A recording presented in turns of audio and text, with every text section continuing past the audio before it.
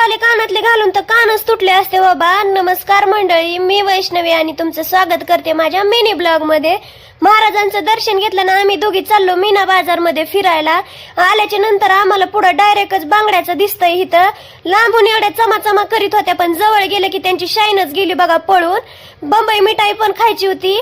मग आमच्याकडे दोघीकडे हे एक एक डालग दिलेलं होतं, त्याच्यामध्ये आवडून ती वस्तू टाकायची होती पण काहीच नाही आवडलं आम्हाला।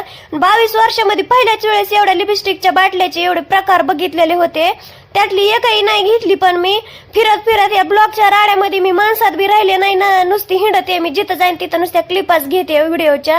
असल्या भांड्यामध्ये आपण कुठं नाहीत खात, असं आपल्याला तर स्टीलचे भांडे लागतात। रथ पाण्यात लय बसा वाटत होतं बघा, पण नाहीत बसलो, उशीर झाला होता। आणि मेन म्हणजे इथं पन्नाला आलो होता, आमच्या दोघीचे नवरे असते इथं तर म्हणले असते चला आधी गाढव बघायला जायचंय। बरं झालं ते नव्हते, नाही तर आम्हाला बघावंच लागलं असतं गाढव। मग काय आम्ही गोळा ते खाल्ला ना, आम्हाला आता जायचं होतं बघा घरी।